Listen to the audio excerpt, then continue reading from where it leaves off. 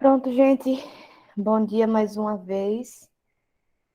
Hoje, o nosso planejamento é que a gente dê continuidade com as lições 3 e 4, e aí a gente tem os debatedores são Fátima, Maíra, Breno, Tiago, Gabriela e Rebeca. Mas eu queria primeiro fazer uma retomada das outras lições, porque é o seguinte, essa proposta do debate, né, de ter os debatedores é legal, porque vocês acabam participando e torna a aula mais dinâmica, mas ao mesmo tempo, às vezes a gente perde um pouco, assim, tem alguma parte da discussão que fica um pouco escanteada, né?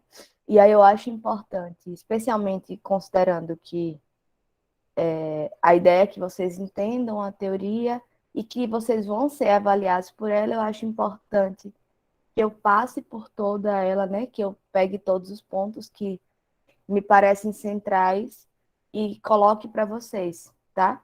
Então, assim, as pessoas que estavam como debatedoras da semana passada, que é Ana Cecília, Lúcio, Maiane, Sueli, Nalanda, Ana Luísa, vocês podem ficar à vontade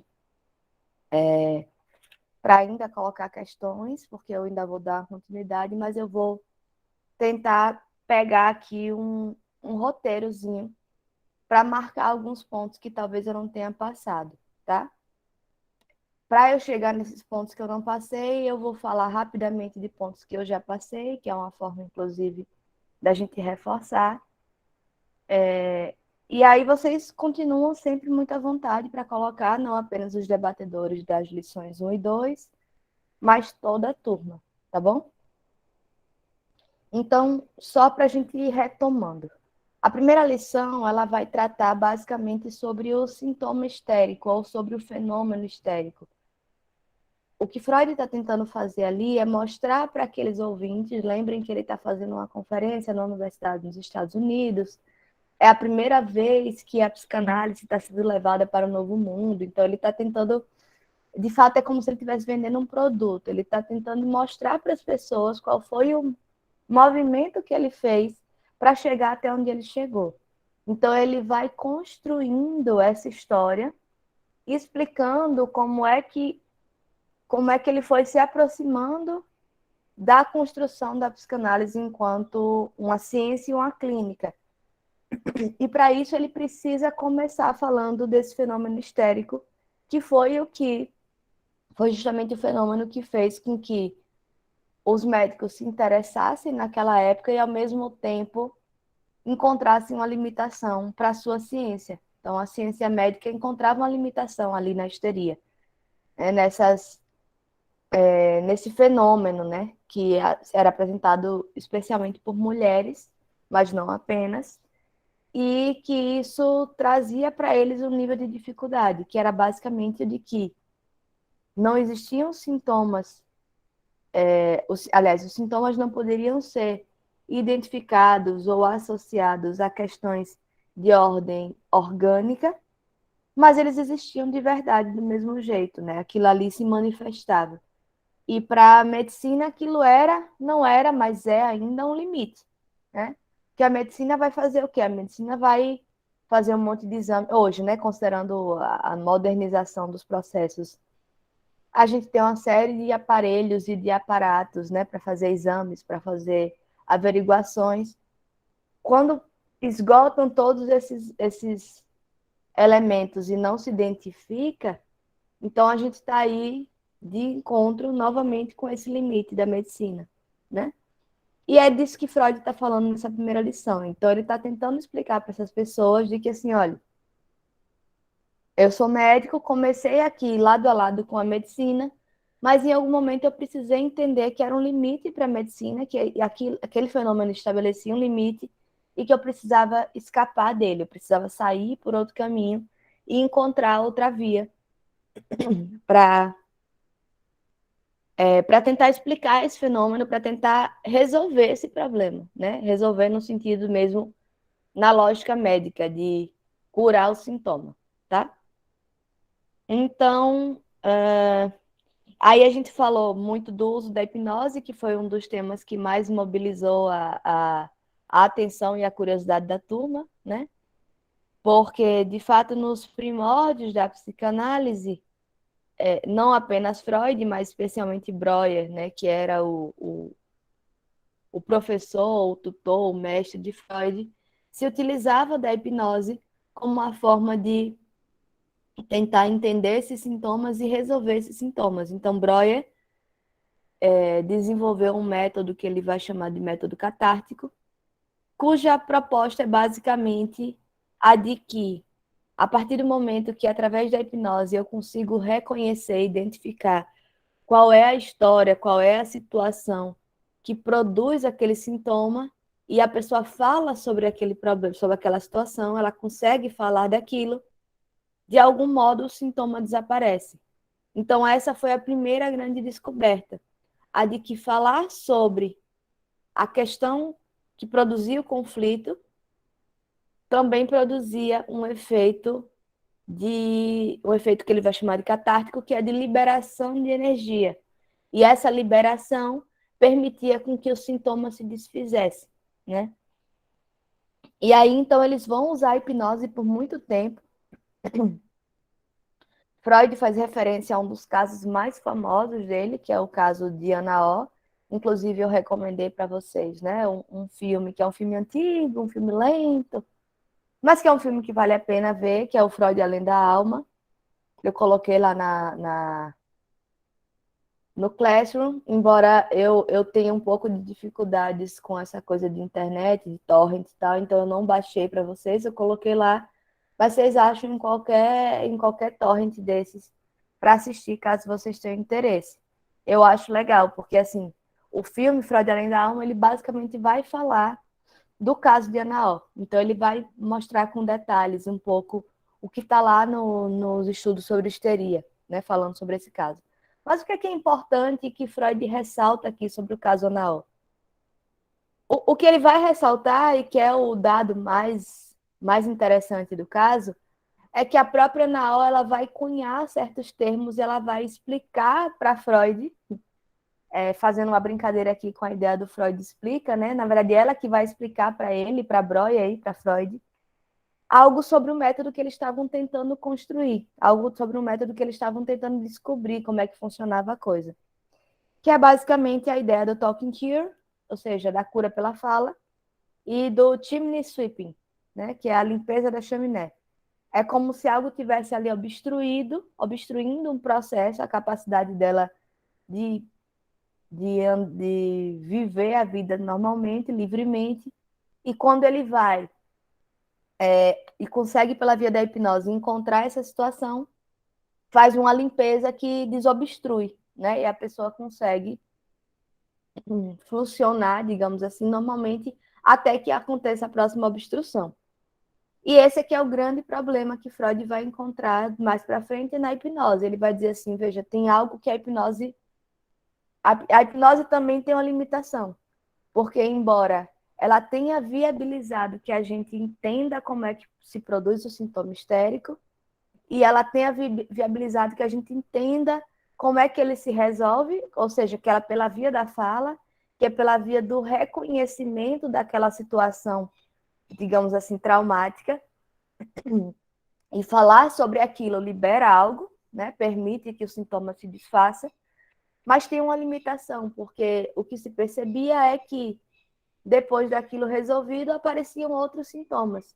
E é como se tivesse que eternamente fazer esse mesmo movimento para estar ali identificando como é que cada sintoma se formou. Mas quando se fazia se desfazia se construía outro, logo adiante.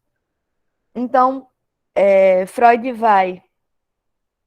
O que a hipnose vai permitir, né, em termos de centralidade, entender sobre o método psicanalítico, ou permitir que ele produza, né, em termos de método psicanalítico, são esses elementos. A questão da fala, de como é que a fala é importante, e como tinha algo a ver ali com falar sobre algo que eu desconhecia, né, que faz parte da minha vida psíquica, mas que eu desconheço de alguma maneira. E isso nos traz a outra consequência, que é a questão da dissociação psíquica. Freud vai entender que existe um movimento, mais para frente ele vai entender que isso é com todo mundo, que não é só o neurótico, não é só a pessoa doente, no sentido da doença psíquica, né, como ele traz aqui, mas qualquer pessoa vai ter esse movimento de dissociação psíquica, que seria o quê? Seria o estabelecimento de dois sistemas. A gente tem um sistema consciente, né, e a gente vai ter um sistema que é inconsciente. E que esse inconsciente para a psicanálise é diferente, no sentido de que, na psicanálise, a ideia de inconsciente implica em dizer que existe algo que eu não consigo acessar. Não é algo simplesmente que não está na minha memória imediata, mas é algo que eu não consigo acessar, está num outro lugar, respeita uma outra lógica, funciona de uma outra maneira, e que eu não consigo acessar de jeito nenhum, eu não reconheço aquilo em mim, né? Inclusive, só para vocês terem uma noção, é basicamente esse conceito da dissociação psíquica, por exemplo, que explica a questão das alucinações, por exemplo, tá? Da esquizofrenia ou das paranoias. Quando a pessoa diz que ouve vozes, né? E a gente entende que aquelas vozes é ela que está produzindo, ela de fato reconhece como algo de fora. Porque esse nível de dissociação é tão grande que ela não consegue reconhecer aquilo como vindo da própria cabeça dela. Então, só que o que Freud vai percebendo ao longo da história da psicanálise é que essa cisão da personalidade é um movimento comum para todos nós. Só que existem níveis, digamos assim, né? Todos nós convivemos com o lado inconsciente da gente, sabe? Todo mundo aqui já passou por aquela situação que diz assim, eu não sei porque eu fiz aquilo, mas me causou alguma coisa e eu fui lá e falei o que eu falei, ou eu fui lá e fiz o que eu fiz, né? Não sei bem o que foi que me motivou, que hoje em dia a gente tem falado muito comumente, né, de um termo, que é a história do gatilho, né? Alguma coisa disparou aqui e eu fiz, mas eu não sei muito bem o que é. Então, essa que é a dimensão inconsciente. Tem algo em nós e que faz funcionar algo em nós que a gente não reconhece como sendo nosso ou não consegue identificar o que é. E isso aqui, e para Freud, a, esse primeiro momento ele vai falar disso, sim. Ele vai falar de que ele consegue entender a importância da fala, de poder falar sobre algo, mas falar sobre o quê? Falar sobre uma situação que eu não conheço, não consigo, desculpa, reconhecer a priori, que eu não conheço inicialmente. Justamente porque ela é inconsciente por conta dessa cisão, dessa dissociação psíquica, desse movimento de cisão da personalidade, eu acabo não conseguindo reconhecer uma parte de mim mesmo, mas que é completamente atuante na minha vida psíquica, tá? Eu acho que, em resumo, na lição 1 seria isso. Ah, tem outro elemento que eu passei batido, que é a questão de que nossos histéricos sofrem de reminiscências, né? O que ele vai dizer é justamente de que tem aí algo dessa reminiscência no sentido de uma memória, mas é uma memória inconsciente, é algo que a gente não acessa, que fica preso. Essa ideia da limpeza da chaminé, né, de uma chaminé que está obstruída, seria mais ou menos isso. De que tem algo dessa reminiscência, dessas memórias, desses acontecimentos, dessas vivências, que eu não consigo me lembrar, que eu não consigo me lembrar no sentido consciente de acessar e falar sobre aquilo normalmente, mas que está ali preso, né? Que está ali produzindo um efeito, tá? Então, vamos lá. O que é que Freud consegue descobrir nesse movimento de encontro com a histeria e do uso da hipnose? Primeiro, a questão da fala, né? Aliás, primeiro tem uma questão econômica mesmo da energia, de entender esse movimento, de como é que essa energia flui aí e como é que ela é interrompida e produz efeitos, né? A dissociação psíquica, que é essa divisão da consciência, entre um sistema que é consciente de fato e outro que é inconsciente. E a questão das reminiscências, tá? que é justamente de entender que são esses eventos, que aí ele vai chamar de traumáticos, que vão produzir esse nível de obstrução. E que para que as coisas possam fluir normalmente, ou seja, para que o sintoma possa ser desfeito, é preciso acessar essa informação, acessar essa vivência, que por alguma razão não está podendo ser acessada. Até aqui, gente, tranquilo? Tem alguma questão? Os debatedores da lição 1 têm alguma questão mais sobre esses pontos ou outros que ficaram para trás na semana passada?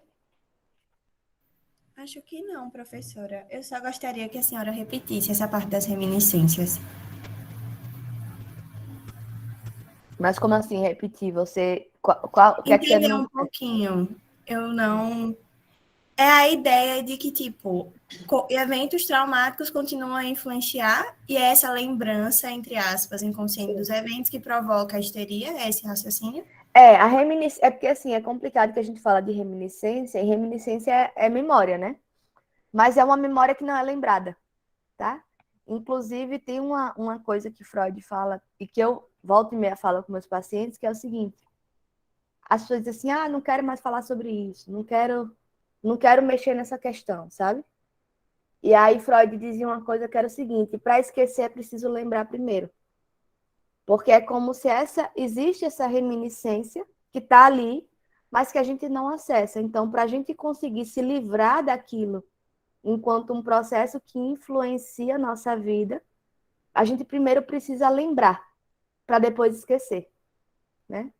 Então, é mais ou menos isso, a ideia de que é uma reminiscência no sentido de que é uma vivência que aconteceu e que, de algum modo, está registrado ali para a gente, mas não está registrado no modo consciente. Eu não tenho acesso àquilo imediato, eu não consigo lembrar daquilo, mas aquilo produz um efeito sobre a minha vida. Tem uma marca ali que vai produzir esse efeito. Tá? Ficou melhor assim?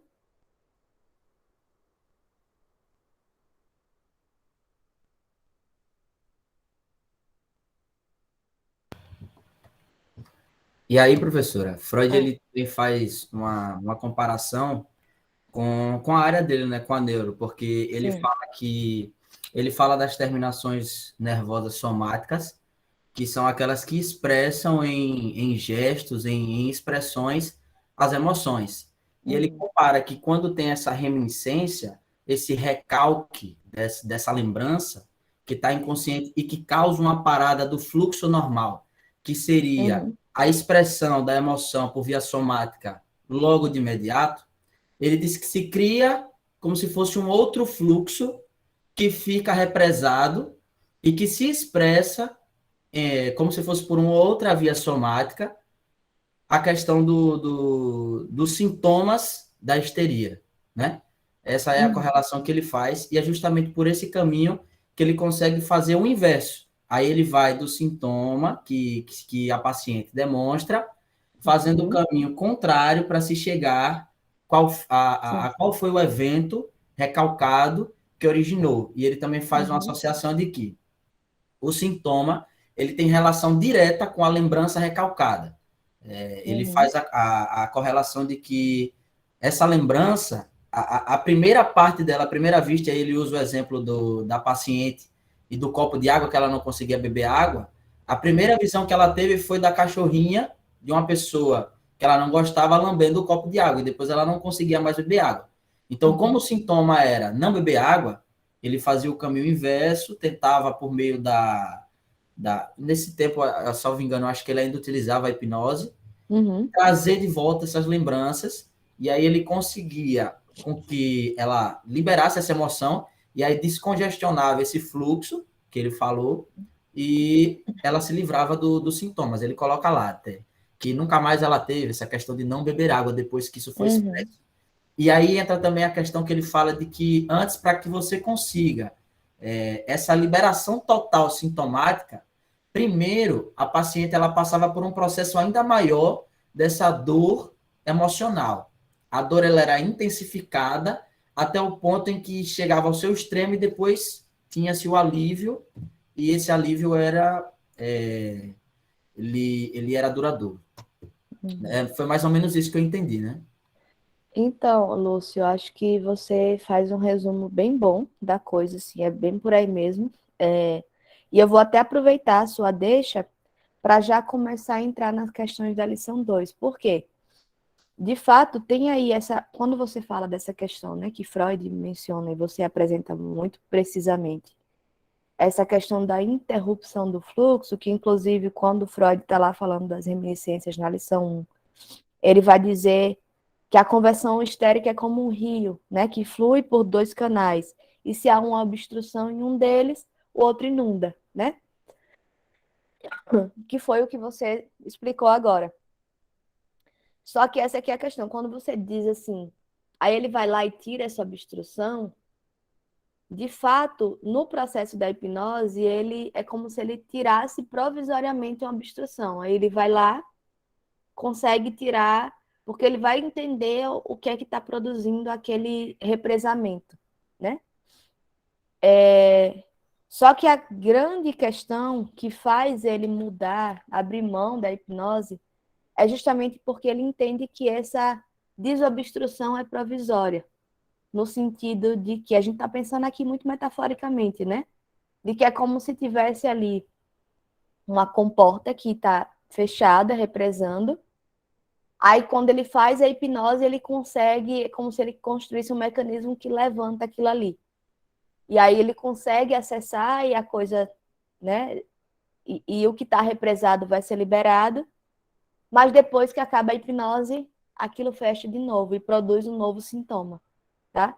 E essa que era a grande questão. Aí ele foi que ele começou a entender que talvez não fosse simplesmente liberar, ou seja, não é simplesmente a questão da catarse, porque a catarse seria justamente essa liberação do que está represado, mas de entender o que é que está obstruindo.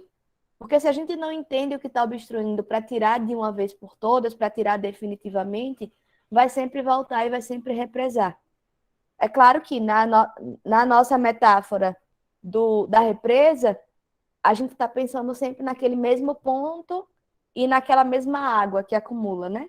Mas aqui, quando a gente pensa em aparelho psíquico, a gente não está falando de uma mesma coisa, a gente está falando de que esse represamento vai se dar a partir de vivências diferentes e vai produzir sintomas diferentes. Porque essa é outra coisa que ele vai explicar na lição 2. Ele vai explicar o que é o sintoma, né? Porque, veja, enquanto na primeira lição ele vai falar que os sintomas são resíduos ou precipitados de vivências carregadas de afeto, que é isso, né? Essas vivências prévias, esses afetos, eles vão ser acumulados ali. Ele vai entender que o sintoma é isso. Ok, desculpem. Mas na lição 2, ele vai um pouco adiante nesse conceito. Ele vai entender que o sintoma não é só um precipitado, mas ele é uma formação de compromisso.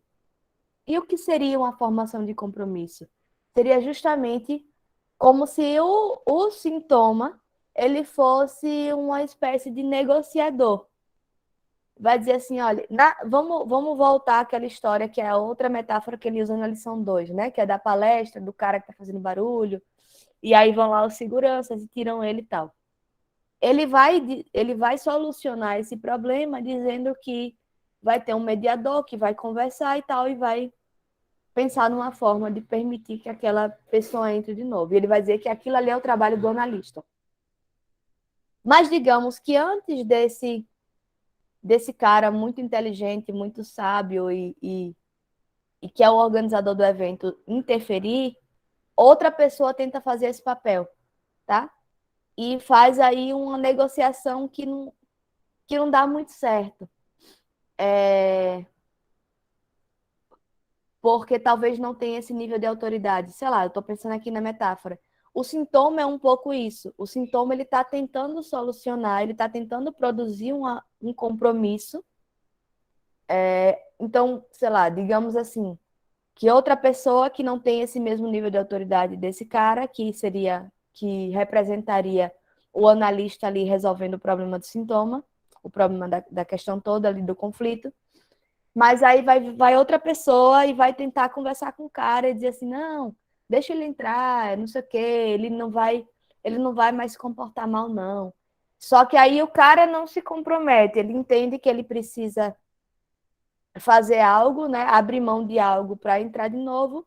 Só que ele vai, senta lá na frente e começa a fazer careta e começa a fazer cara de que o cara tá falando besteira e resmunga.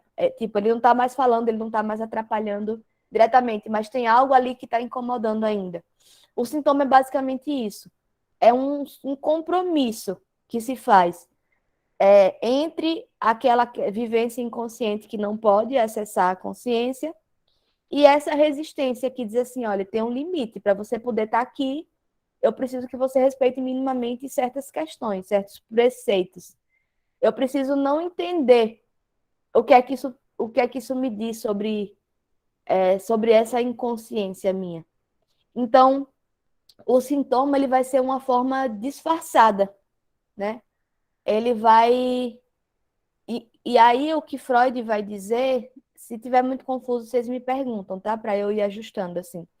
Mas o que Freud vai dizer, e ele vai mudar da primeira lição para a segunda, é justamente que assim, enquanto na primeira lição o sintoma, ele tinha entendido que o sintoma era um conglomerado de afetos, digamos assim, era um acumulado de afetos. Ele continua entendendo isso, mas na segunda lição ele diz, não é só a questão do afeto, não é só a questão do acúmulo, mas é como é que essa questão é autorizada a fazer parte da consciência. Por que que o conflito está inconsciente, mas o sintoma aparece? Porque, veja, o sintoma ele tem uma função. E é muito interessante a gente ver isso, inclusive do ponto de vista da medicina. Qual a função do sintoma? A função do sintoma é anunciar que tem algo errado no corpo, né? Então, o sintoma é a queixa que a gente vai levar para o médico e dizer: eu estou sentindo isso, estou sentindo aquilo, eu estou sentindo aquilo. E ali o médico vai ter elementos para identificar qual é o problema. O sintoma psíquico é a mesma coisa. O sintoma psíquico é a queixa que a pessoa traz. Quando a pessoa vai para análise, ela vai com uma queixa. Quando a pessoa procura um psicólogo, ela tem uma queixa. Vai dizer assim: olha, eu estou sentindo isso, eu estou sofrendo por conta disso. E essa queixa é uma sinalização de que tem algo errado, de que tem algo que não está funcionando, que tem algo que está produzindo um sofrimento. Só que é como se esse sofrimento que o sintoma produz fosse mais fácil da gente admitir, né, enquanto consciência, da nossa consciência admitir, do que admitir diretamente o que é da ordem dessa vivência que precisou ser recalcada, tá? Então, o sintoma funciona com esse movimento aí de formação de compromisso. Isso é um conceito mesmo, tá, gente? Que Freud vai desenvolver depois. Ele vai falar assim: o sintoma é uma formação de compromisso. É como se duas comitivas, né? Uma da ordem da resistência, ali da consciência, e outro do inconsciente, do que é esse recalcado, vão sentar junto e dizer assim, tá, qual é a forma que você consegue, que eu consigo deixar você entrar aqui na consciência? E aí produz-se um compromisso, produz-se uma espécie de disfarce. E aquilo aparece como um sofrimento, mas é um sofrimento mais tolerável ou mais possível de existir, porque a gente não identifica muito o que é que, o que é que tem desse recalcado ali. Porque admitir o recalcado seria mais doído ou mais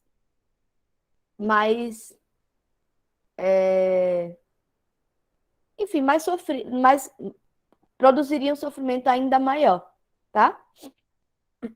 Mas vamos lá, deixa eu também.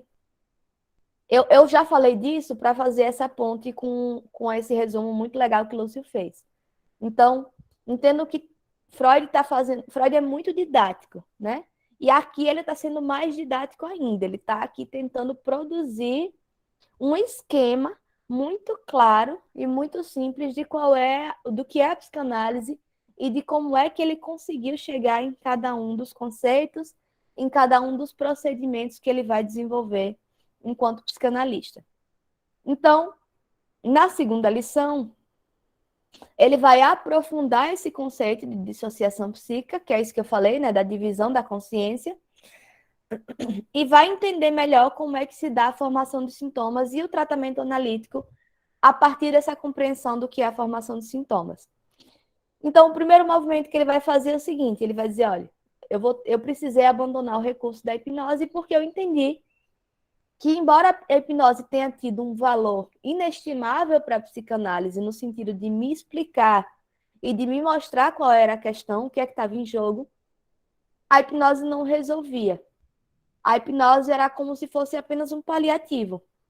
Ela resolvia aquele sintoma específico, mas essa obstrução voltava e produzia um novo sintoma. Então, ficava se fazendo, é como se fosse aquela expressão que a gente usa muito hoje de enxugar gelo. Porque você não ia a fundo na questão. Você simplesmente ficava resolvendo cada sintoma novo que aparecesse. E aí isso poderia até ser vantajoso em termos financeiros para o analista, porque a pessoa não ia poder nunca mais sair dali, né? Que todo dia ia ter coisa nova para ele resolver, e ele ia lá, fazia hipnose e tirava, né? E resolvia, e na semana que vem, ou daqui a um mês, aparecia de outra forma, enfim. Mas Freud, ele queria entender como é que eu resolvo isso de forma definitiva, ou do mesmo jeito, né, nesse espírito médico dele, de que eu quero encontrar a cura para uma doença tal, ou eu quero sentir que eu resolvi esse problema, eu também quero entender como é que eu consigo produzir um efeito mais permanente, né? Ou permanente mesmo, se não apenas mais permanente, mas completamente permanente naquele sintoma, naquela situação que aparece ali como um sofrimento psíquico. E aí é quando ele identifica e constrói esse conceito da resistência, tá? Que ele vai se tornar um conceito central, inclusive na técnica analítica. Justamente porque Freud entende que a resistência é essa obstrução.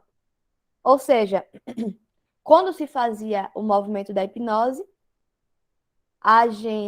o que a gente faz é tira a resistência do lugar, acessa o que está ali atrás, resolve aquilo, permite que aquele fluxo flua, mas depois que acaba a hipnose, a resistência volta, né? Então, Freud vai dizer assim, eu preciso entender o que é essa resistência, o que é que está produzindo essa resistência e trabalhar nela.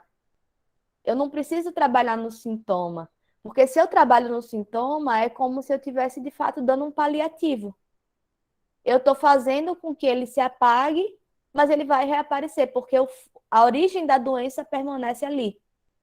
Tá? Eu estou fazendo essa relação o tempo todo com a medicina, porque é uma relação que o raciocínio de Freud com certeza usou, né? Porque a lógica dele era uma lógica muito médica, e porque eu acho que fica mais fácil da gente visualizar, tá? Então, assim, o que ele entendia era, eu consigo, quando eu vou lá e ajusto e resolvo o sintoma, é como se eu desse um remédio para dor de cabeça. Pronto, um remédio para febre. A gente sabe que quando a gente toma um remédio para febre, a gente elimina a febre. Mas a inflamação que produziu a febre está lá, né? E essa inflamação, a febre é uma reação do nosso organismo para tentar se defender desse processo inflamatório. Então, se a gente toma um remédio, a gente de algum modo está simplesmente eliminando esse desconforto físico que está aparecendo, mas a gente não está sinalizando qual é a inflamação. Para a gente entender qual é a inflamação que está produzindo isso, a gente precisa de uma investigação maior, tá? Então, o que acontece? Foi isso que Freud entendeu. Ele entendeu que ele precisava descobrir qual era a resistência e que o método dele, para ser efetivo, precisava trabalhar na resistência e não no sintoma. Então, o sintoma ele começa a ser visto como esse sinalizador de que há um problema. E o sintoma, como o Lúcio bem colocou no que ele acabou de falar, o sintoma ele vai sinalizar para a gente qual é o problema e de onde é que isso vem, como é que isso se constrói. Mas ele vai sinalizar, inclusive, para a resistência, porque, assim, eu preciso entender o que é que está produzindo essa resistência para entender como é que esse sintoma se produz, tá?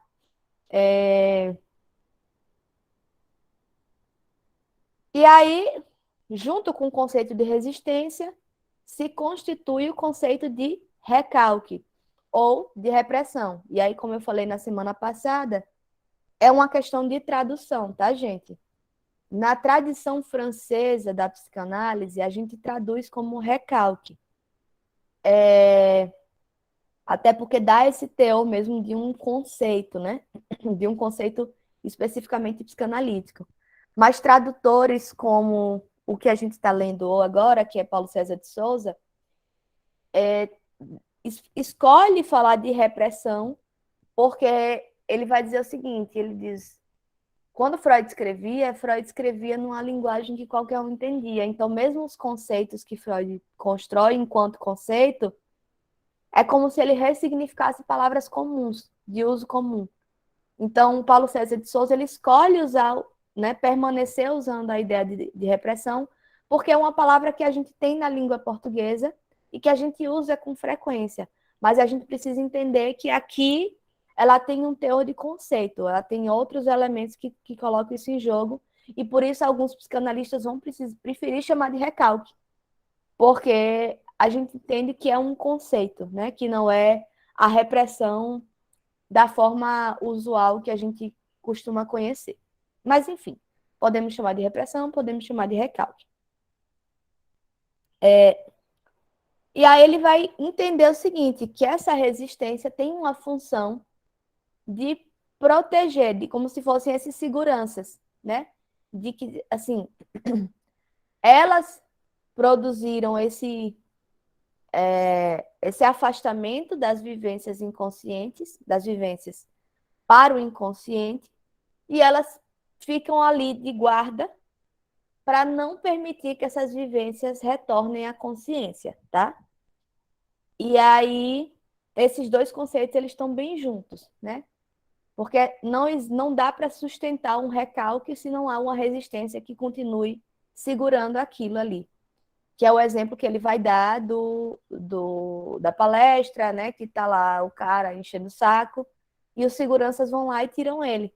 Só que, veja, o cara pagou pela palestra. Não adianta tirar, o cara vai entrar de novo. Você precisa trancar a porta ou precisa manter pessoas na porta que não permitam a entrada dele de novo, né? Que é isso que a resistência vai fazer.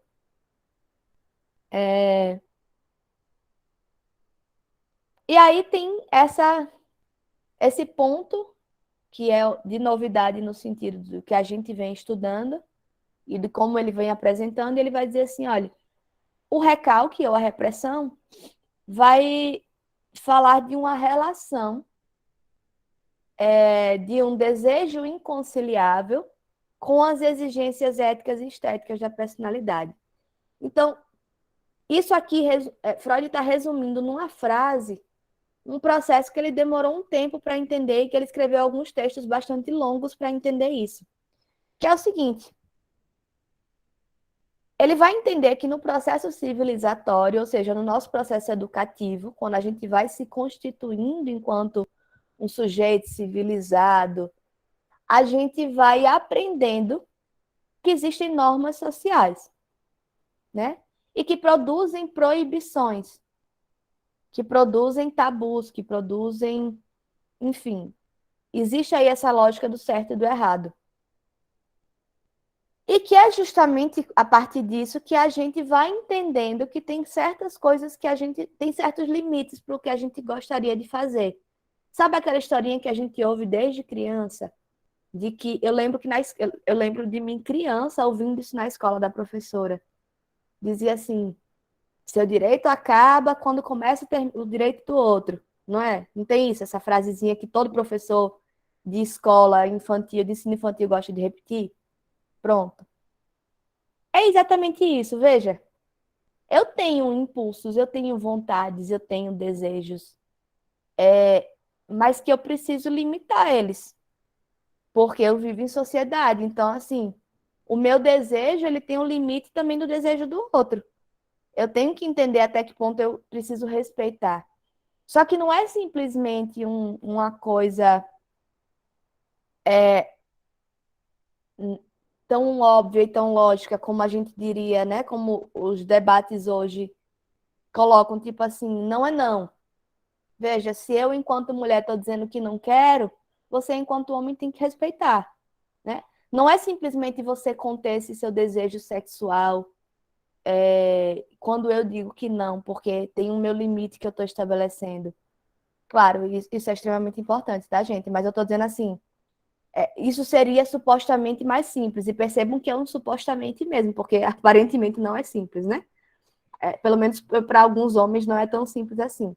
Mas é mais do que isso, é mais complexo ainda do que isso, porque nessa produção, como Freud vai chamar aqui, né, de exigências éticas e estéticas, a gente vai construindo toda uma ideia do que é certo, do que é errado, do que pode, do que não pode. Então, o que Freud vai entender e vai construir ao longo da teoria dele é o seguinte: tem coisas que são da ordem do pensamento, que a gente sente culpa, que a gente entende que está errado. Então, o exemplo que ele dá da menina, né, da moça lá que se apaixonou pelo cunhado e que passou, talvez no milésimo de segundo, na cabeça dela esse pensamento quando a irmã morreu, de que, tipo, agora ele está livre, né? Isso é tão insuportável porque isso vai tão em desacordo com a educação que ela recebeu e com toda essa ética social que a gente aprende, que para ela isso se tornou insuportável. É insuportável no limite de que isso não pode ficar na consciência, isso precisa ser recalcado, né? Só que isso foi um sentimento que ela teve. E aquele sentimento não é autorizado, então precisa ser recalcado. Do mesmo jeito, vivências que a gente tem, aí percebam que vivências, quando eu falo, é no sentido assim, tem uma coisa que Freud fala no texto, que é justamente o nome do texto é a repressão, ou recalque, depende da tradução, que ele vai dizer uma coisa que é bem interessante. Ele diz: as vivências inconscientes, elas não necessariamente passaram pela consciência. É como se a gente vivesse algo de maneira que a gente já entende tão imediatamente que aquilo é errado, que aquilo nem passa pela consciência, vai direto para o inconsciente. Então, talvez esse pensamento que a menina teve, de que agora finalmente ela está livre, aliás, finalmente ele está livre, né, porque a irmã morreu, talvez isso não tenha nem passado pela consciência dela, no sentido consciente mesmo, né, no sentido de dela pensar sobre aquilo. Aqui foi um desejo que de tão insuportável nem acessa a consciência, já vai direto para o inconsciente, tá? Então, e também pode acontecer de outro modo, de que é uma vivência que a gente, sei lá, uma vivência de infância, a gente vai e passa por experiência tal e a gente não tem ferramenta simbólica para processar aquilo como certo e errado. Mas lá na frente, a gente vai aprender que aquilo é errado. E é como se a gente fosse guardando aquelas vivências, a gente vai perdendo a memória daquelas vivências e elas vão sendo guardadas nesse lugar inconsciente, porque elas vão sendo atraídas, digamos assim, por essa compreensão de que aquilo é insuportavelmente errado, de que eu nem deveria ter vivido aquela experiência. Deixa eu dar um exemplo. Na clínica isso é muito comum, especialmente mulheres, que depois de muito tempo de análise, elas lembram de vivências sexuais na infância, com amigas, com primas, né, com primos, amigos também. E aquilo some da memória delas, porque em algum momento elas aprendem que aquilo é inconcebível, socialmente falando. Então aquilo vai direto para o inconsciente. E quando eu digo vai direto, é no sentido seguinte: enquanto eu não tenho ferramenta simbólica para processar aquilo, é como se aquilo não é isso, aquilo não tem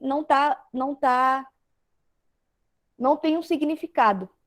Quando eu sou capaz de significar aquilo e eu significo de uma forma como se fosse algo errado, algo eticamente condenável, aquela significação já leva direto àquela situação e àquela vivência para o meu inconsciente. Tá dando para entender? Porque assim, é tão abstrato, gente, que eu estou tentando trazer um outro exemplo, mas às vezes fica um pouco difícil de compreender. Mas dá para entender mais ou menos qual é a questão, como é que a coisa funciona?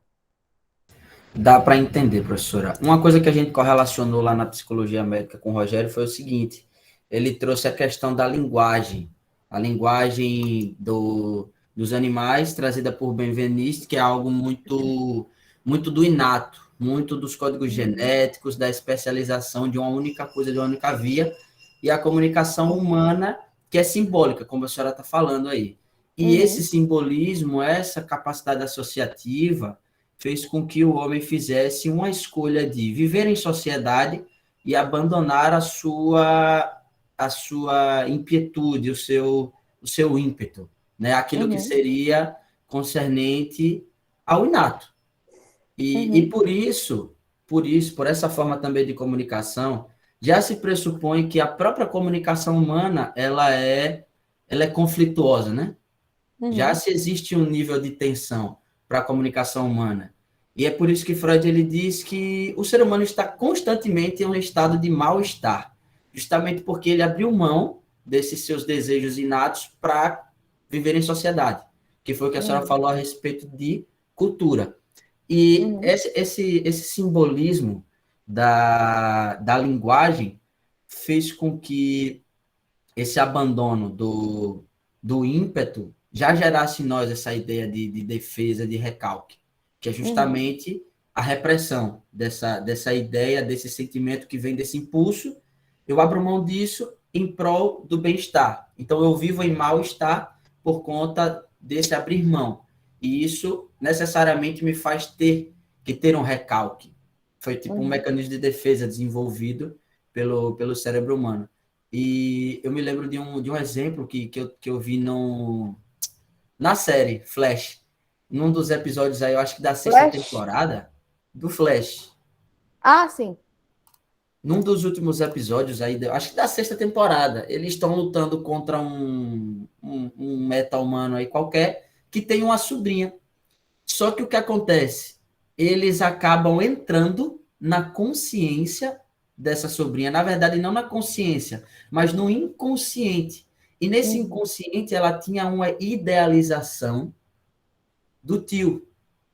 Que era o quê? Ela via o tio de uma forma que, na realidade, ele não era.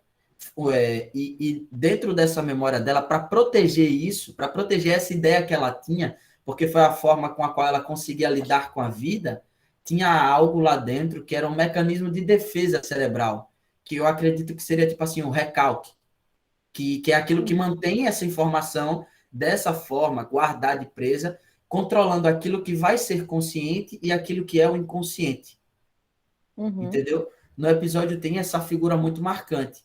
E é justamente o objeto, é como se o tio dela, lá na série, representasse essa figura, no inconsciente dela. Ela tem essa imaginação que guarda essa realidade dela dessa forma para que ela consiga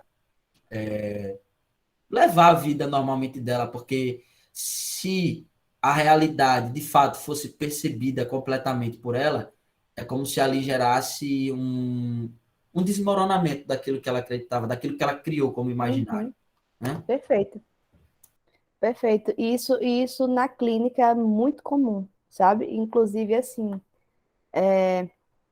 especialmente em relação a essas figuras de cuidado, né? Mãe, pai, que a gente vai idealizando, assim. Então, eu já tive um paciente que o processo dele na clínica todo era justamente. Foi como se eu tivesse auxiliado ele, tipo, segurei a mão dele para dizer assim: tá bom, seus pais não são perfeitos, mas você não precisa desmoronar por conta disso, sabe? Tipo, você construiu uma idealização de que eles eram perfeitos, mas você. E a pessoa vem em sofrimento, sem entender muito bem por quê.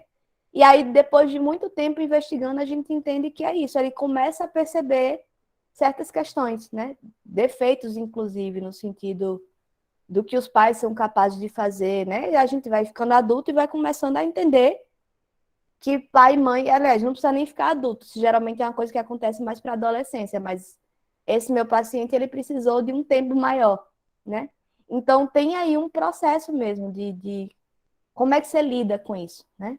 E aí você fala de uma forma que é muito, muito legal, Lúcio, muito precisa, que é assim, se eu assumir isso, se eu olhar para isso diretamente, é como se isso desmoronasse todo o edifício da minha vida, né? Porque é isso, a gente constrói, inclusive, a nossa subjetividade com base em algumas idealizações, em algumas compreensões de mundo. E a gente admitir que aquilo ali não está certo é como se aquilo tirasse o chão mesmo, né? E às vezes a pessoa fica se segurando naquilo, mas aquilo já não está mais funcionando. E aí é que vem um sintoma, aí é que vem um sofrimento, e ela vai procurar terapia ou análise, tipo, eu não sei o que é, mas tem algo aqui me produzindo esse sofrimento. E às vezes é basicamente o que a gente faz é isso, a gente segura na mão e diz assim, tá seguro. Pode continuar andando que tá seguro. O chão tá desmoronando, mas tá seguro, sabe? E é bem isso que você falou, assim, muito, muito preciso. Eu não sei se é um conceito de Freud, mas é aquela questão da alteridade fundamental na formação do sujeito, né?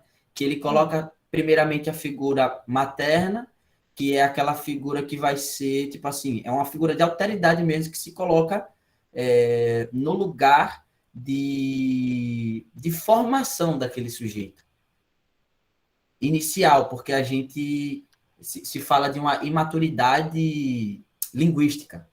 Uma imaturidade linguística, porque o ser humano é o ser mais imaturo linguisticamente, porque a gente tem que aprender a nossa linguagem, enquanto os animais eles já nascem com a linguagem genética deles predisposta.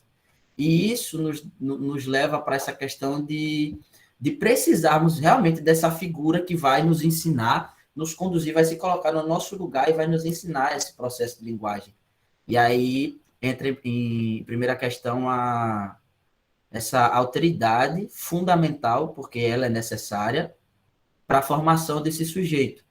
E eu acho que foi Freud mesmo que correlacionou isso com a figura materna. Tanto é que ele faz aquela análise, não é, do netinho dele, que fica Do jogando aquela Fordar. brincadeira do Fordar. Sim. E ele começa a associar aquilo ao sumiço da mãe. Olha, a mãe foi trabalhar e voltou, mas ele já estava acostumado com essa linguagem de desaparecer e aparecer por conta dessa brincadeira lúdica. Né? Sim. Então, na verdade, assim, só algumas coisinhas. Ana Cecília, eu te chamo já, viu? Veja, a coisa da alteridade fundamental, eu confesso que eu não reconheço, não lembro disso em Freud. Mas, de fato, Lacan, né, que é um psicanalista francês que vai seguir a tradição de Freud, ele vai falar do outro, né, do grande outro, nesse sentido mais simbólico, assim, de quem é esse outro no sentido das normativas sociais e como é que isso chega para a gente, né, a partir dessas figuras de cuidadores e tal. Então, tem um pouco isso que você está dizendo, assim. E só para esclarecer o pessoal, né, com a história do Fordar, porque eu acho que não dá para jogar um elemento e não explicar. E aí eu já aproveito e esclareço um pouquinho do que você colocou, que é o seguinte: o Fordar, a gente chama assim Fordar, que são duas palavras em alemão, tá? E como o Lúcio explicou, Freud tinha um netinho que estava lá, ele era o centro do universo da mãe, como todo bebê nos primeiros meses de vida, né? Ela tá ali vivendo para ele. Só que em determinado momento, a mãe começa ele entende que ele já tá ali durinho o suficiente, que já tem, né? Enfim. E ela já começa a fazer outras coisas. Vamos pensar numa coisa mais moderna, né? Tipo, licença maternidade. Mulher vai, tira sua licença maternidade, mas em determinado momento ela precisa voltar para o trabalho. E quando ela faz isso, a criança percebe essa ausência, né? E aí foi o que o neto de Freud fez. Ele começou a perceber, ele sentindo essa ausência da mãe, ele cria um jogo que Freud interpreta que é a tentativa dele de assumir controle sobre algo que ele não tem controle nenhum. Ou seja, é como se ele estivesse tentando simbolizar esse desaparecimento da mãe e assumir um certo controle. Porque o que é que ele fazia? Ele brincava com um carretel que ele tinha, carretel de linha, né, gente? Vocês sabem. Ele jogava para fora do berço, de forma tal que ele perdia aquilo de vista, então é como se aquilo sumisse, e depois aí ele fazia for, que é tipo assim, cadê? Ou sumiu, né? Eu não lembro muito bem a tradução. E aí, ou era lá, alguma coisa assim. E aí depois ele puxa aquele carretel, e o carretel volta, e ele faz dá. O dá seria tipo, chegou aqui, né? Tá aqui. Então, o que Freud vai dizer é o seguinte: diante da angústia dele, né? Da mãe desaparecer e depois voltar, ele vai reproduzir esse movimento numa brincadeira, que é justamente a forma dele de tentar assumir o controle sobre aquilo. Na brincadeira, ele está repetindo o momento que é angustiante, esse processo de desaparecimento e de retorno da mãe, só que ele controla a hora que o negócio desaparece e a hora que o negócio volta. Então, é uma tentativa que ele está fazendo ali de processar aquela situação que é angustiante para ele, tá? Eita, aí meu mouse parou de funcionar. Então, tem essa questão. E aí eu acho que o que você traz, Lúcio, é perfeito, assim, é nesse sentido mesmo. Ana Cecília, fala aí. Oi, professora. Então, na verdade uma ideia, uma lembrança que apareceu quando o Lúcio mencionou a ideia do homem que sai da natureza, entre aspas, e entra dentro de um código de comportamento que seria a cultura. Existe uma das problemáticas relacionadas ao estudo da cultura, que é exatamente essa ideia de passagem à civilização, e de como o homem, a partir da concepção de organização social, tende a renegar a natureza. Então, há inúmeros debates de como o processo civilizatório é muito de abdicar a natureza, de abdicar o espaço natural, e natureza é entendida como contato do homem direto com o ambiente, para estruturas cada vez mais definidas, delimitadas. E aí tem um autor chamado Geertz, que trabalha exatamente a cultura a partir do simbolismo. Então, para ele, a cultura e todos os padrões de comportamento do indivíduo derivariam de um código ético que faz com que todas as ações sejam simbólicas nesse sentido e que, inclusive, a comunicação seja muito pautada a partir do que o homem consegue se expressar e de que significância isso tem dentro do contexto em que ele vive. Então, achei bem legal essa menção que o Lúcio fez e associei a essas outras teorias. Massa. Eu não vou nem comentar e complementar, porque eu acho que tá.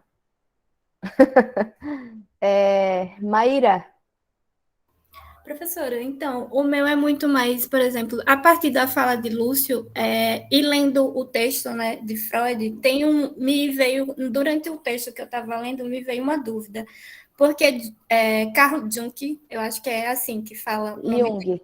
Jung. Jung, ele fala sobre algo relacionado ao inconsciente coletivo, né?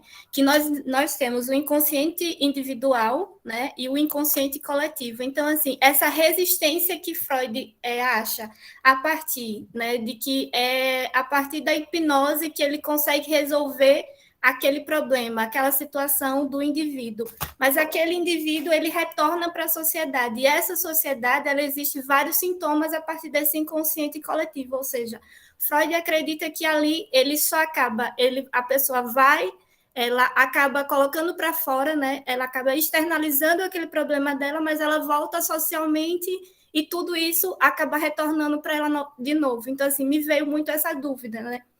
Em relação à hipnose, na verdade, em relação às teorias de Freud e Jung, porque Jung ele fala de algo mais coletivo, Freud fala de algo mais individual, então ele sempre acha essa resistência que o indivíduo tem, o indivíduo acaba colocando algo que incomoda ele para fora a partir da hipnose, mas ele retorna socialmente, ele retorna para a sociedade, e essa sociedade, ela por si só, ela já tem essas várias resistências, ela já tem esses vários sintomas, doenças que são socialmente produzidas. Então, me veio muito essa dúvida, assim, entre um autor e outro.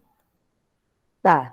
Deixa eu organizar aqui para ver como é que eu te falo. Eu vou começar dizendo o seguinte.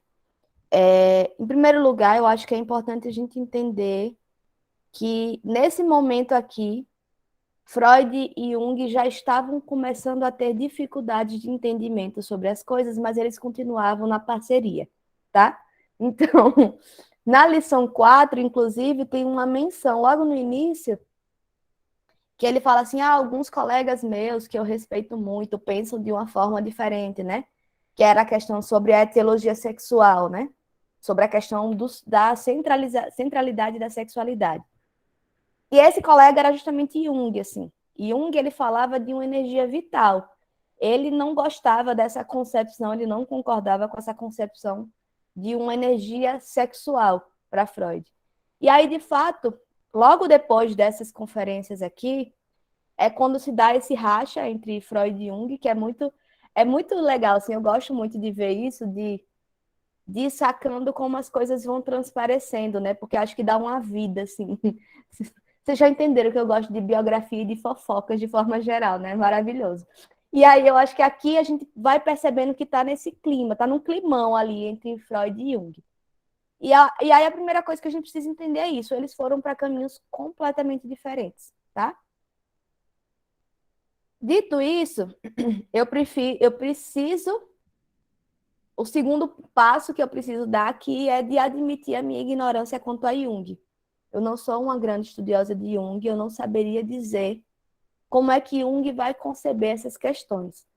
O entendimento que eu tenho, que é muito raso, é de que, de fato, Jung ele vai pensar nessa energia vital e ele vai ter essa concepção de forma mais coletiva, mas um coletivo que beira uma misticidade. Veja, e a misticidade não estou falando aqui no sentido crítico de dizer que não é legítimo nem válido, não. É no sentido de dizer que ele vai tentar entender padrões que vão se colocar em culturas diversas. Então, ele vai construir a ideia dos arquétipos, né? A concepção de sombra, enfim. Jung ele vai construir todo um aparato teórico diferenciado. Mas isso não quer dizer, e aí percebam que eu falo de um lugar aqui, né, de quem é psicanalista freudiana, e eu vou defender a posição de Freud, isso não quer dizer que a concepção de Freud seja individual nesse sentido, de que ele desconsidera o social, tá? O que Freud vai entender é justamente de que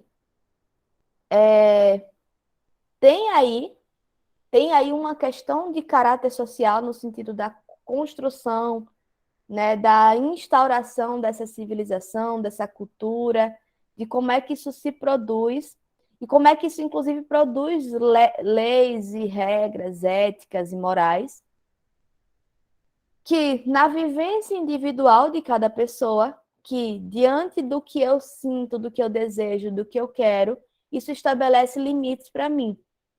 E dentro da minha história pessoal, diante do que eu vou me deparar no mundo, eu vou produzindo formas diferentes de lidar. Com isso, sabe, Maíra, não quero dizer que... Com isso, não quero dizer que tudo é uma questão individual. Eu sou uma pessoa, acho que vocês já entenderam isso pela minha introdução do curso, de que eu sou uma psicóloga e uma psicanalista que acha completamente absurdo e complicado esse tipo de lógica. Inclusive, ontem, eu postei no meu Instagram um post de uma psicóloga que eu achei bem legal, que ela diz assim, nem todo mundo precisa de terapia. Às vezes a pessoa precisa de um bom trabalho, de uma rede de apoio, de um bom salário, de comida na mesa. Porque é isso, veja, não é tudo uma questão, nem tudo carece de terapia, né? Porque as pessoas entraram muito nessa lógica de colocar como se tudo fosse resolvido.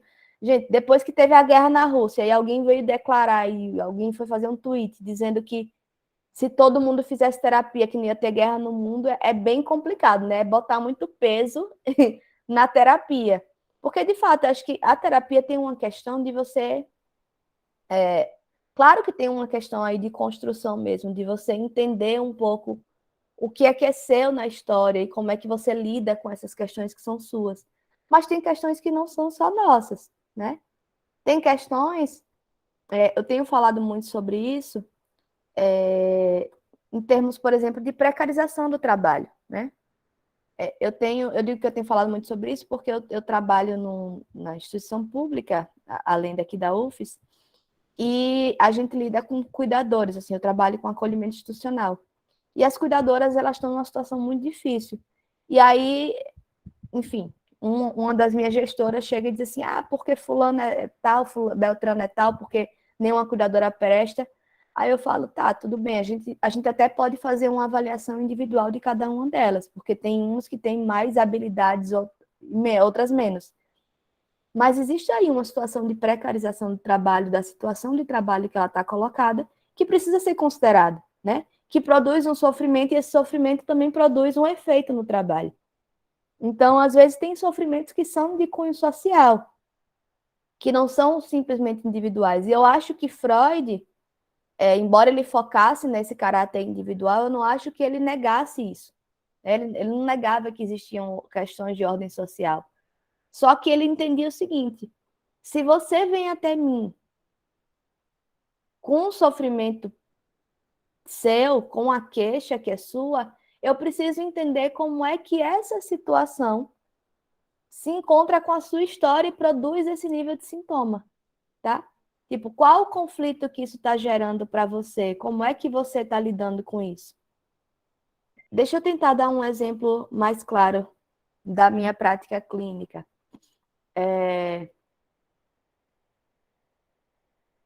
Veja, eu já tive várias pacientes com queixa de ansiedade. Ansiedade é o mal mais moderno que existe, né? Praticamente todo mundo hoje em dia tem ansiedade em algum nível.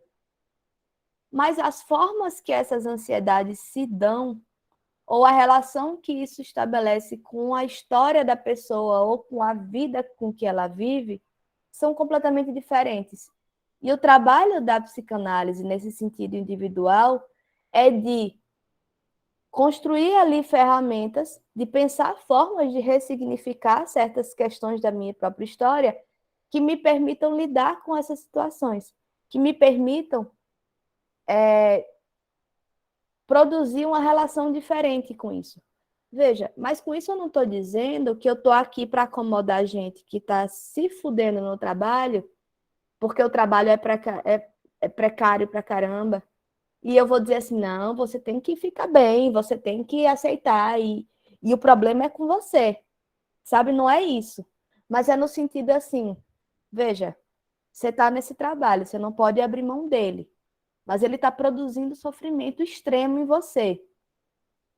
O que é seu que você consegue remanejar aí para você conseguir lidar com isso? O que é que está te produzindo tanto sofrimento que vem da sua história? Veja, tem um limite, claro, porque existe trabalhos precarizados, existe chefe escroto, existe tudo isso, e a gente não tem como lidar, né? Eu, enquanto psicóloga, não tenho como resolver essas questões. Mas tem aí algo da ordem da própria história da pessoa, de como é que ela, né, do que é que está ali fervilhando, que ela não está conseguindo acessar e que talvez se ela consegue acessar isso, né, produz uma outra forma de se relacionar com o mundo, que não vai resolver todos os problemas, obviamente, porque tem problemas que não são resolvidos com terapia, tá? Que não são de caráter individual, mas tem aí uma possibilidade de eu lidar com aquilo de uma forma diferente, de eu tentar entender como é que na minha história eu consegui desenvolver uma forma de lidar com essa questão e que talvez existam outras. Eu não sei, eu acho que eu fui para muito longe do que você falou, Maíra, mas me dê um feedback aí, o que é que você acha que ficou faltando da resposta do que você me pediu? Porque, veja, eu não consigo te dizer essas diferenças de Freud e Jung, porque, de fato, eu não sou muito conhecedora da teoria junguiana, então eu estaria sendo injusta, tá? Mas, fala aí.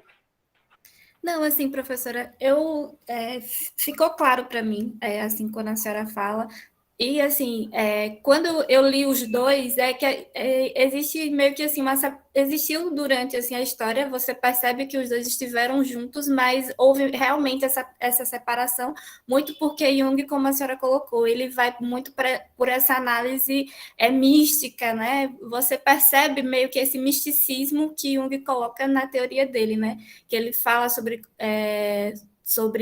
o inconsciente coletivo, sobre a formação da personalidade, e quando ele vai falando sobre a formação dessas personalidades, ele fala sobre a formação dessa personalidade muito mais quando você lê, você percebe essa coisa meio mística que ele fala em relação a isso, sobre a função, ele tem até um livro chamado A Função do Orgasmo, e durante esse livro ele também fala sobre essa função do orgasmo a partir do misticismo, mas também da psicanálise analítica, né, que é a que ele acaba, né, trilhando, mas assim, eu concordo com o que a senhora falou, assim, é porque eu não consegui perceber durante, assim, você percebe que quando Freud, ele escreveu esse livro, né, que é uma palestra, né, é uma palestra escrita que ele deu em Nova York, se eu não me engano, que a senhora falou, né, esse texto que a gente está lendo. Nos Estados Unidos, isso. Nos Estados Unidos.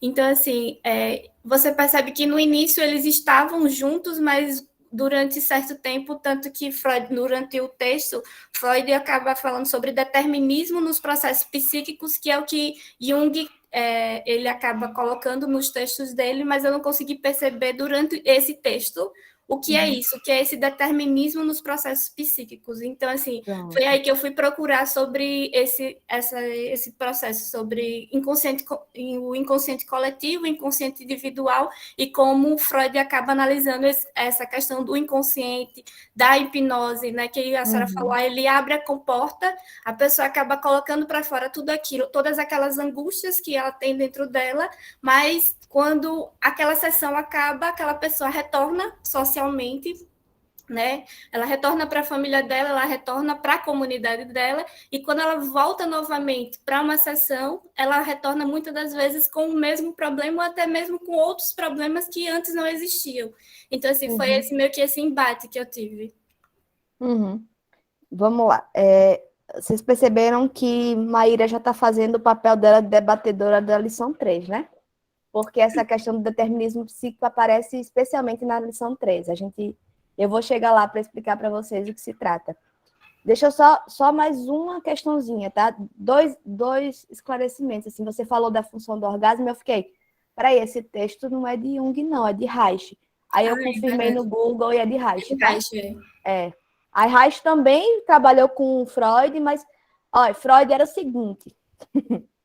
Freud dizia, a bola é minha, joga nas minhas regras. Exatamente. Então, assim, quem ia discordando dele foi saindo do grupo e foi construindo suas próprias teorias. Então, Jung foi assim, Reich foi assim. Tem outros autores que ele menciona aqui, inclusive, que também estão na mesma onda, que foram discordando de questões que para ele eram fundamentais e ele simplesmente disse, você não joga mais que a bola é minha, tá? Falando bem, de forma bem...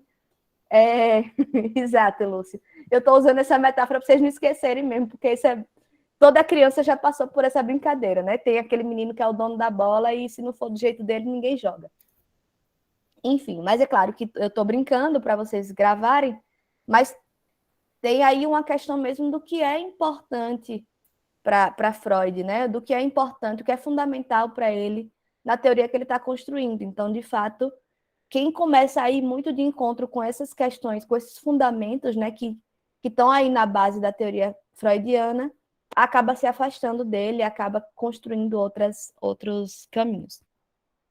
Outra coisa que você fala, Maíra, e que eu entendo que é só uma forma de se expressar, mas que me preocupa um pouco, talvez, de como os colegas acabem entendendo isso, aí eu vou reforçar só essa questão. Você fala assim, volta para a família, volta para a sociedade, né? Veja, a gente não sai. Quando a gente está lá em análise, a gente continua na família, continua na sociedade, continua, né?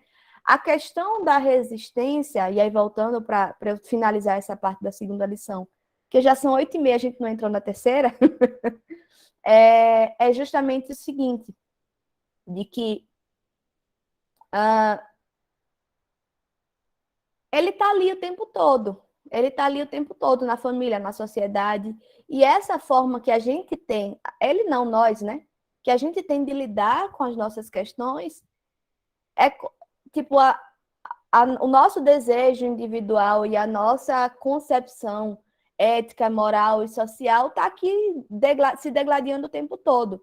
Porque uma coisa que Freud vai ensinar, e nesse texto ele não fala desses conceitos de superego, ego, id, né? Ele não entra muito nisso, mas quando ele faz a segunda tópica, que ele vai desenvolver esses conceitos, que são muito famosos, é justamente isso que ele vai dizer. Ele vai dizer assim, o superego seria justamente esse sistema que a gente vai absorvendo, isso que é de ordem e de caráter social. Mas veja, isso faz parte da gente. Então, quando ele vai lá para a análise, ele continua com aquilo, ele continua na família, ele continua na sociedade, porque aquilo está dentro dele, é um conflito que está dentro dele já. E como é que ele vai lidar com aquilo? Essa é a grande questão. Então, a coisa da resistência é muito no sentido assim, a própria resistência, ela se produz a partir daí, né? Ela se produz a partir do que a gente aprende que é importante em termos sociais e éticos. Então, ela vai dizer assim, olha, esse sentimento que você tem aí não é legítimo socialmente, não. Então, ele vai ter que ficar no inconsciente.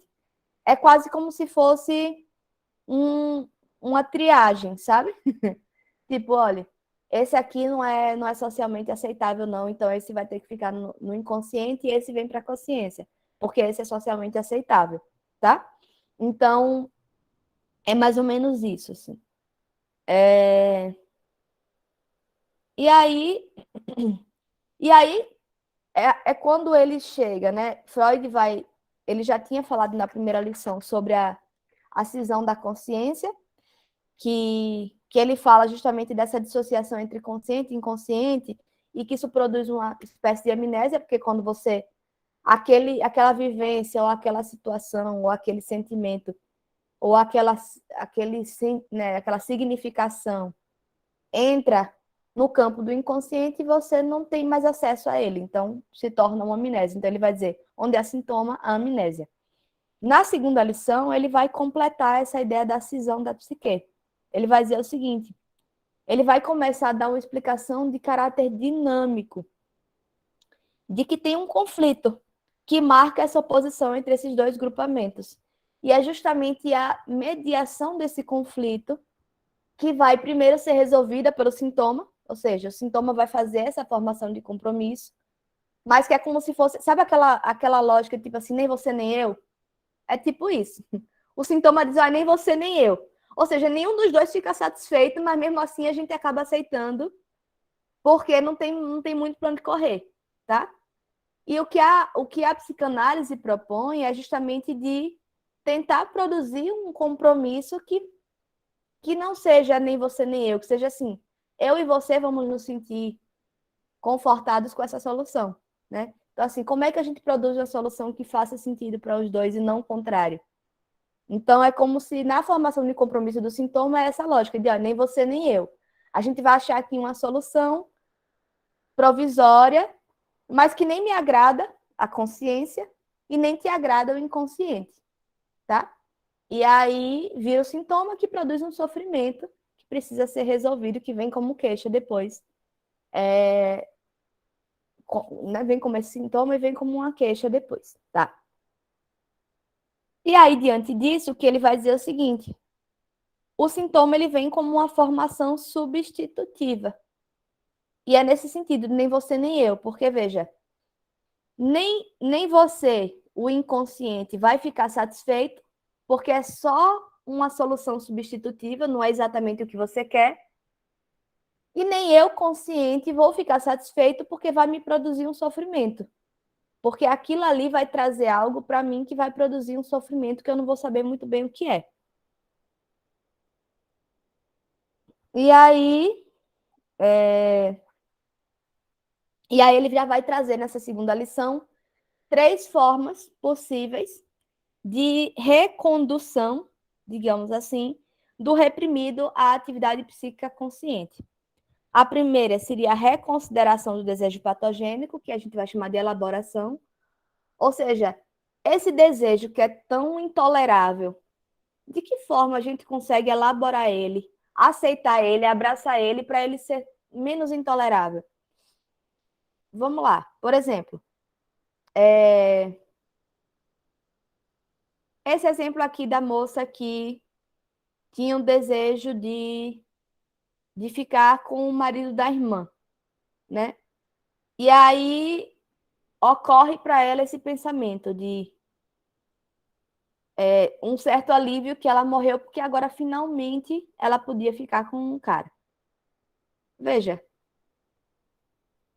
será que seria possível de algum modo, né? Como é que eu elaboro esse sintoma, essa questão de eu ter desejado, ou não é nem um desejo, mas assim, de eu ter pensado de que a morte dela facilitaria isso para mim? Existiria alguma maneira de eu elaborar isso de forma tal que eu possa olhar de frente para esse meu desejo, sabe?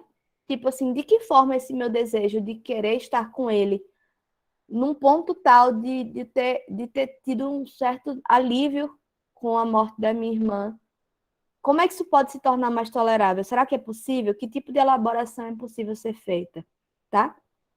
E às vezes é simplesmente de entender que não houve um desejo da morte dela, nenhuma alegria pela morte dela, mas só de entender que eu gostava dele e que ele, tipo, e que é legítimo, né? Tipo, ele é um homem que me causou essa atração e tudo bem. E talvez isso passe pela ideia de entender que eu não desejei a morte da minha irmã e nem fiquei feliz por isso, né?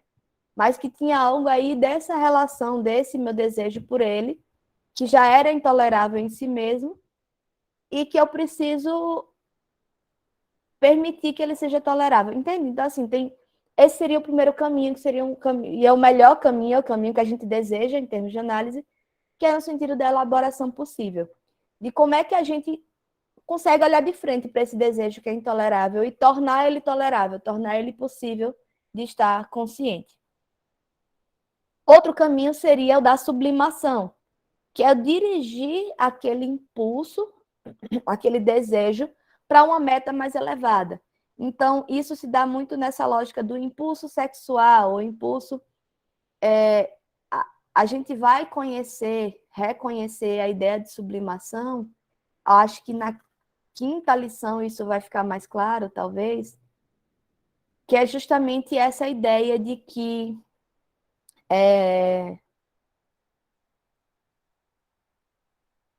quando a gente associa as coisas de caráter artístico, de caráter da ciência, como é que a gente eleva para uma meta mais aceitável algo que não é aceitável. Tá. Deixa eu dar um exemplo bem óbvio assim.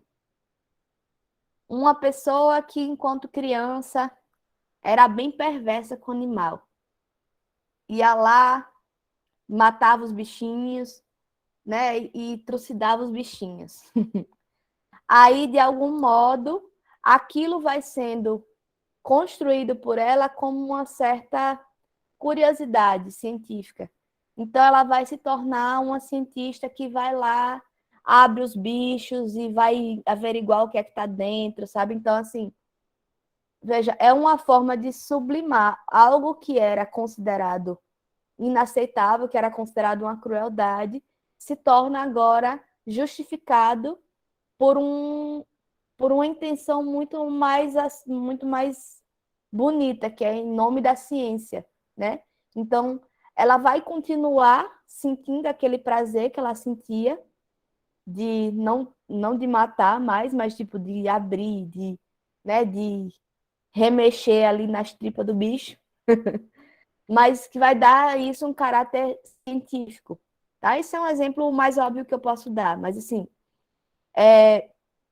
tem várias outras questões.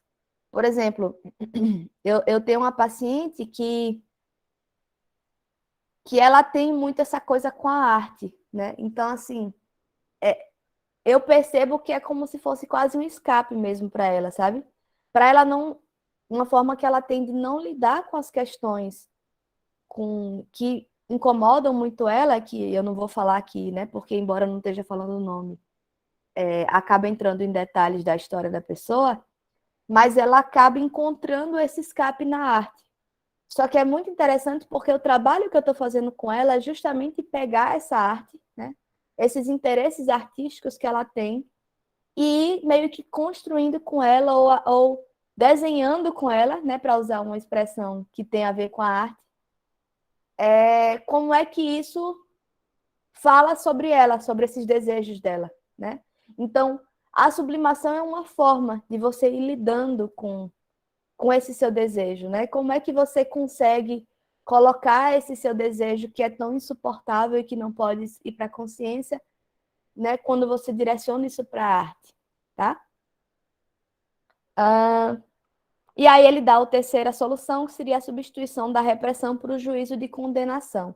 Esse é um pouco menos claro e é um pouco menos usado na psicanálise, mas seria basicamente como se você continuasse entendendo que aquilo não é aceitável, você condena aquele pensamento, mas você entende que foi um pensamento, ou foi um sentimento, ou foi uma situação passada. Então, é como se, assim, conscientemente você condena aquilo, sabe que aquilo é condenado, mas não é intolerável, porque é como se, a partir do momento que você já conseguiu condenar aquilo e dizer, e compreender, e colocar no lugar de que não é assim que funciona, não é assim, isso não está certo, você consegue acessar esse conteúdo sem que ele seja um conteúdo que te domina, no sentido do sentimento. Não sei se ficou claro, que eu acho ele um pouco mais difícil mesmo de explicar. Mas deu para entender, gente?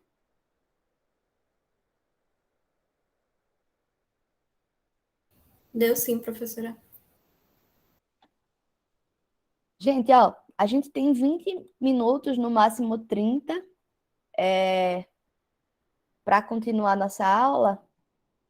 E, assim, terminei lição 1 e 2, desculpem por isso, assim, mas é porque eu acho que a ideia é justamente essa, né? Que quando a gente vai debatendo, vocês vão levantando questões e isso vai aproximando vocês do tema. E agora, quando eu chego e faço esse resumo, esse catado, isso ajuda um pouco a vocês a solidificarem essas questões que estavam aí. Então, obviamente que a gente não só não vai entrar na 4, como a gente nem vai passar pela 3 toda. Mas a gente tem ainda aí 20 minutos ou 30, dependendo da disponibilidade de vocês. Então, a gente consegue dar uma entradinha. Para vocês irem se preparando, né? Que são Fátima, Maíra e Breno, para fazerem suas questões, eu vou só começar dizendo o seguinte. A terceira lição basicamente vai falar do que a gente chama de formações do inconsciente. O que é isso? Nesse processo de pesquisa de Freud, ele vai entender que não é só o sintoma que é uma formação do inconsciente. O sintoma é apenas uma delas. E é a formação do inconsciente que tem esse caráter, que traz em si esse caráter de sofrimento, né? Que traz ali uma queixa. Mas o que ele vai percebendo, e aí tem um livro dele que é muito legal, que se chama A Psicopatologia da Vida Cotidiana, é justamente de que e esse é o momento de virada para ele, que ele vai entendendo que não são só os neuróticos, ou os neuróticos graves, na verdade, que tem isso, mas que as pessoas normais também têm. Hoje em dia, na psicanálise, a gente não faz mais essa divisão de Freud, de neurótico e normal. A gente basicamente diz que toda pessoa considerada normal é uma pessoa neurótica, tá? Então, assim, somos todos neuróticos, né? Tá maravilhoso. Agora, tem níveis de sofrimento neurótico. Algumas pessoas passam a vida e nem precisam passar por análise, porque elas conseguem lidar bem com suas neuroses, elas funcionam, e outras nem tanto, né? Então, a gente precisa aí fazer um trabalho de construção, né? Um trabalho de análise mesmo. Mas aí o que ele vai entender é que tem outras questões, ele vai começando a entender com essa vida, olhando essa vida cotidiana, que o inconsciente ele vai aparecendo nessas brechas. E não é só no sintoma. O inconsciente aparece nos atos falhos. O inconsciente aparece nos sonhos. O inconsciente aparece no que ele vai chamar de xiste, mas que a gente pode falar de piada, de tirada, né? Aquelas tiradas divertidas que a gente faz, assim, especialmente quando a gente está bem desconfortável e a gente faz uma gracinha, né? Eu adoro usar esse mecanismo. Então, assim, isso tudo faz transparecer o que é da ordem do inconsciente. E, gente, por que isso é importante? Primeiro, porque isso tira um pouco esse lugar do normal e do patológico, né? Freud confunde um pouco essas barreiras. Essa é uma das grandes contribuições, mas tem vários autores que fazem leituras bem críticas sobre isso. Só que, assim, primeiro que ele desmonta um pouco essa barreira do que é normal e do que é patológico, embora ele use essa linguagem, mas quanto mais ele vai investigando, ele vai entendendo que tem esses elementos na nossa vida cotidiana, ele vai meio que embaçando essas barreiras.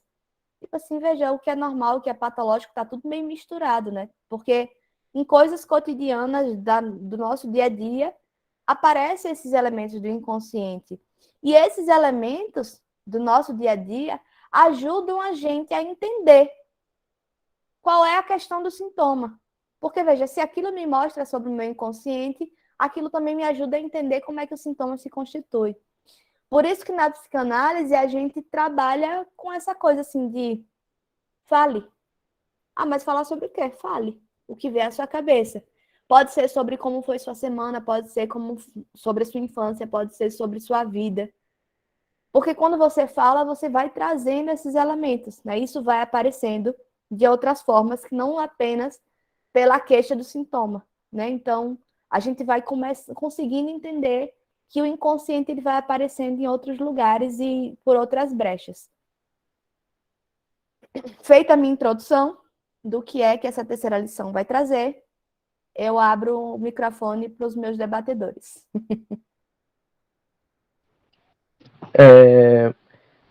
Bom dia, primeiramente a todos. Bom dia. E é basicamente isso mesmo que a senhora falou aí. Basicamente a senhora meio que já deu uma apanhada pela terceira lição completa, né?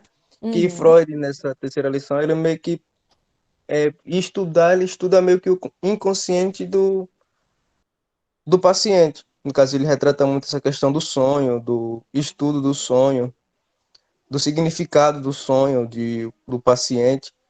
E logo no início da terceira lição, ele retrata o que a senhora já falou na aula passada, que é referente à hipnose, né? Que ele tipo, vê que a hipnose meio que já não faz mais sentido para psique, e no caso ele retira isso do seu dia a dia, dos seus pacientes, e começa a tratar que é a associação livre, que é o que a senhora também falou já, que é a questão de deixar o paciente falar tudo que vier à sua cabeça, tudo que vier à sua mente, e a partir daí ele fazer uma análise e deste modo poder ajudar ao seu paciente, que deste caso meio que não, a palavra certa não é esquecer, né, que não esquece os seus traumas, mas tipo ajudar de uma melhor forma para que não volte a apresentar de uma forma tão mais rápida como a hipnose, no caso que é como a senhora já falou.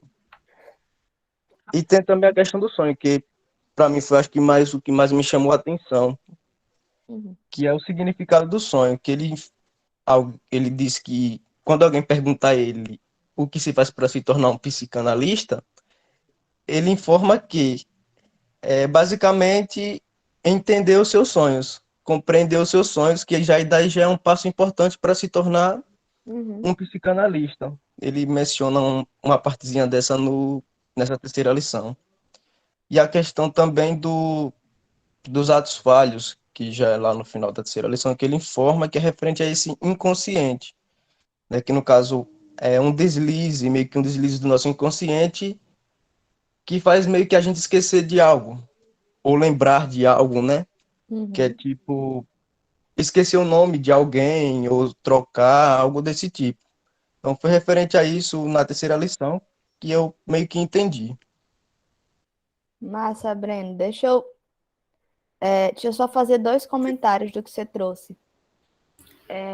Em primeiro lugar, um que tem a ver com o que eu estava dizendo até agora, tá? Quando eu acabei de falar para vocês, né, dessas dessas três maneiras, digamos assim, que Freud identifica como caminhos possíveis para levar o reprimido ou o recalcado de volta para a atividade psíquica consciente, uma delas, que foi a primeira que eu falei, que é a que Freud coloca como sendo a tarefa principal da análise, é justamente a de elaboração. Então, quando você diz assim, esquecer o trauma, não é que a pessoa esqueça o trauma. É como eu falei também mais cedo, né? Comentando a fala de Cecília. Freud diz, é preciso primeiro lembrar para esquecer. E esquecer no sentido de que aquilo não te atormente, aquilo não tome conta da sua vida. Então, por exemplo, uma pessoa que tem um trauma, de algum modo, de um modo inclusive pouco claro para ela, aquela questão volta, né? Volta como se fosse um fantasma mesmo, que está ali atormentando. E aí ele vai dizer assim, você precisa primeiro lembrar, ou seja, entender o que é isso, entender o que é que está tanto te atormentando, para depois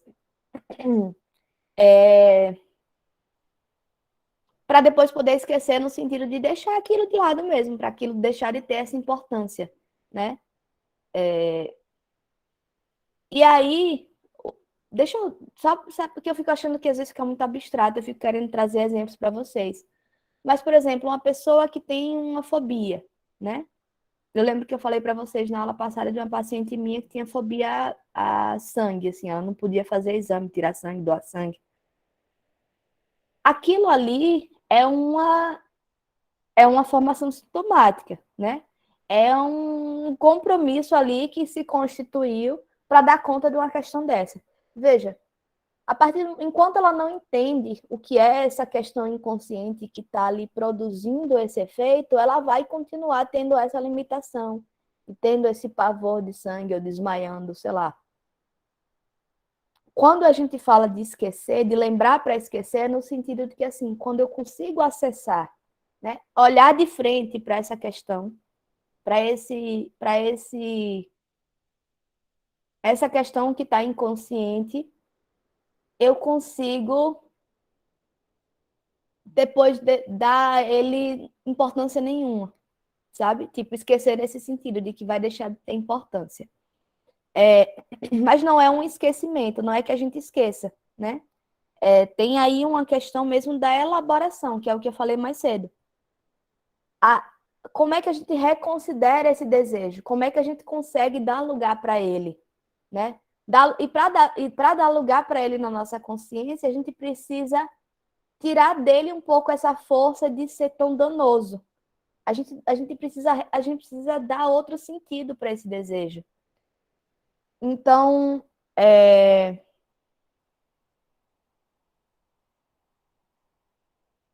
eu estou pensando em duas coisas aqui ao mesmo tempo.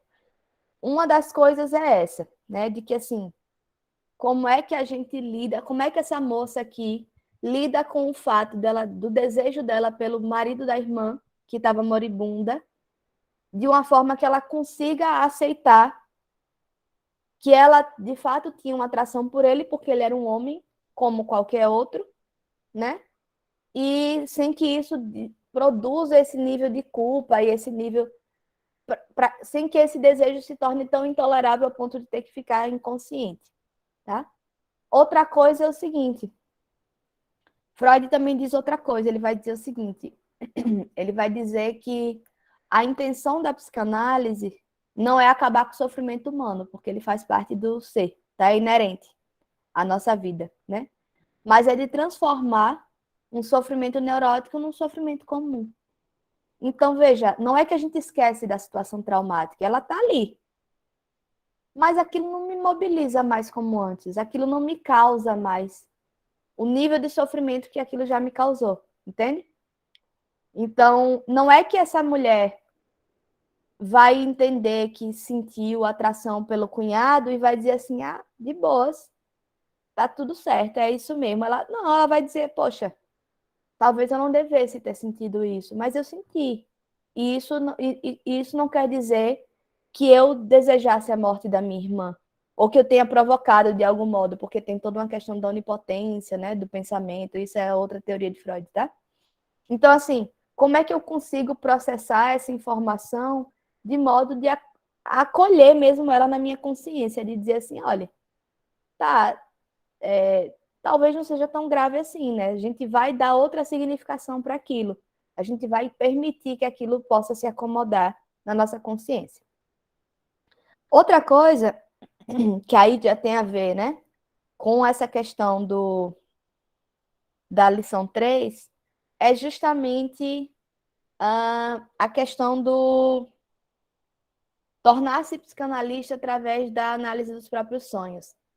Vocês estão ligados que Freud diz isso porque foi assim que ele se tornou psicanalista, né? Porque desde Freud produziu-se um entendimento de que para ser psicanalista você precisa ser psicanalizado, ou seja, você precisa passar por uma análise. Freud foi o único psicanalista que não fez isso, pelo menos não com outra pessoa. E ele entende, ele vai declarar que assim, a forma que ele fez isso foi através da interpretação dos próprios sonhos. Inclusive, eu não sei se vocês sabem, é porque tá ali. Tá ali? Meu Deus, cadê meu livro? Ah, tá ali. Não importa. O livro da interpretação dos sonhos, ele é geralmente publicado em 2 volumes, porque ele é enorme, assim. E eu já li os 2, tá? Inteirinhos, assim. E eu recomendo, é uma leitura gostosa. Porque, basicamente, e aí, de novo, volta essa minha brincadeira de que eu gosto da fofoca, né? Basicamente, é Freud falando da vida dele, assim. Ele vai fazendo análise, e é muito engraçado, porque ele pega um sonho dele, aí ele vai destrinchando o sonho dele, tal. Aí tem uma hora que ele diz assim, olha, essa parte aqui eu não posso revelar, tá? Eu não posso, porque é demais para mim publicar isso para o mundo inteiro, né? Então, assim, não é que ele não entendesse, ele sacou, mas a coisa era de um nível de inaceitabilidade social, que ele dizia assim, olha, isso aqui é um limite do que eu posso publicar, tá? E a gente fica morrendo de curiosidade, porque eu queria entender, né? Eu queria saber tudo, que eu sou dessas. Mas, assim, esse é o movimento que Freud faz. Ele consegue, ele se dá esse lugar de psicanalista, ele entende que ele é analisado, porque ele faz essa autoanálise especialmente a partir dos sonhos. Porque quando ele vai analisando os sonhos, ele vai desenvolvendo essa técnica, ele consegue entender questões dele. E ele fala disso para a gente nesses livros, né? Ele vai revelando isso. Enquanto ele revela a técnica, enquanto ele vai dizendo como é que ele chegou em tal ponto, ele faz isso com os próprios sonhos. Então, é bem interessante de ver. Eu super recomendo. São 2 livros enormes.